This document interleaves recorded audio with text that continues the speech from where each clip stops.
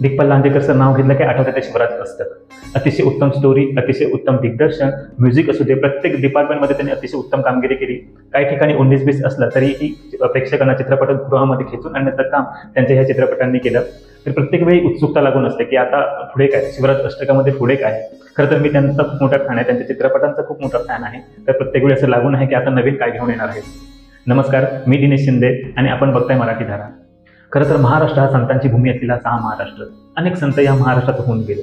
त्यापैकी संत ज्ञानेश्वरांनी आपल्या भावंडांना सांभाळण्याचं जिनं काम केलं अशी ही मुक्ताबाई. आपल्या साध्या वागण्यातून, साध्या राहणीमानातून अर्थपूर्ण विचारांना योगदान देणाऱ्या अशा या मुक्ताबाईवरती अतिशय उत्कृष्ट आणि भव्य दिव्य चित्रपट येऊ घातला आहे. त्याच्यात शीर्षक आहे संत ज्ञानेश्वरांची मुक्ताबाई, जो येत्या 18 एप्रिलला रिलीज होतोय. जी उत्सुकता लागली होती की आता पुढे काय. तर संत ज्ञानेश्वरांची मुक्ताबाई हा चित्रपट अतिशय भव्य दिव्य चित्रपट जे घेऊन येतात स्वतः दिग्पाल लांजेकर सर. तर ट्रेलर रिलीज झालाय. जर तुम्ही पाहिला नसेल तर तुम्ही जाऊन पहा. अतिशय उत्तम आणि अपेक्षा वाढवणारा असा हा ट्रेलर आहे. तर तुम्ही सर्वांनी जाऊन तो ट्रेलर बघा. तर ज्ञानेश्वर आणि मुक्ताबाईचं नातं हे विलक्षण होतं. कधी बहीण बनायची, तर कधी ती माता, तर कधी ती शिष्या बनायची. संत ज्ञानेश्वरांना आपला गुरु म्हणून तिने अतिशय उत्तम असं ज्ञान आत्मसात केलं. तर कधी तिने संत ज्ञानेश्वरांना उपदेशही दिला.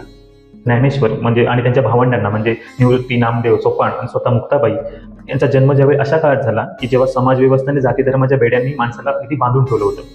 वडील विठ्ठलपंत आणि रुक्मिणीबाई यांच्या मृत्यूनंतर ज्ञानेश्वर आणि त्यांच्या भावंडांना लोकांकडून फार म्हणजे अतिशय वाईट असा त्रास सहन दिला गेला.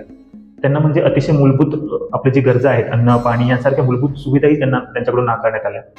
पुढे ते पैठणला गेले. चारही भावंड पुढे पैठणला गेली आणि तिथे त्यांना ज्ञानेश्वरांनी अशी म्हणजे स्वतःची एक विद्वत्ता सिद्ध केली. नंतर ज्ञानेश्वरांनी 16व्या वर्षी ज्ञानेश्वरी लिहिली, जिला भावार्थ दीपिका सुद्धा म्हटलं जातं. वयाच्या 16व्या वर्षी आपण काय करतो हे आपल्याला सुद्धा माहीत नव्हतं किंवा आठवत नसेल. अशा 16व्या वर्षी संत ज्ञानेश्वरांकडून ज्ञानेश्वरी लिहिणी ही खूप मोठी गोष्ट आहे. ज्यावेळी अशा ह्या काळात, अशा 13व्या शतकात ज्यावेळी संत ज्ञानेश्वरांना किंवा त्यांच्या भावंडांना अतिशय त्रास दिला होता किंवा 13व्या शतकात हा समाज जाती धर्मामध्ये बांधला गेला होता किंवा विभागला गेला होता, अशा ह्या वातावरणामध्ये संत ज्ञानेश्वरांकडून ज्ञानेश्वरी लिहिणी ही खूप मोठी गोष्ट होती. आणि त्यानंतर त्यांनी भागवत धर्माचा प्रचार सुद्धा केला. जे जे जीवात तेथेच शिवात असे हे शब्द त्यांच्या वाणीतून लिहिले गेले. हे शब्द नसून हे एक ज्ञानाचे झरे होते. वयाच्या 21व्या वर्षी इसवी सन 1296ला संत ज्ञानेश्वरांनी आळंदी येथे समाधी घेतली. तर असा भावंडांच्या जीवनावर आधारित संत ज्ञानेश्वरांची मुक्ताई असा चित्रपट स्वतः दिग्पाल लांजेकर दिग्दर्शित असा चित्रपट येत्या 18 एप्रिलला प्रदर्शित होतोय.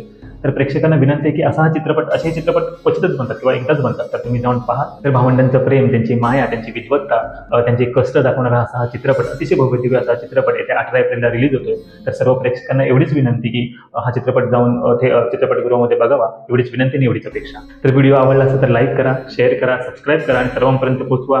कारण असाच भक्तिमय चित्रपट सर्वजण पाहतील.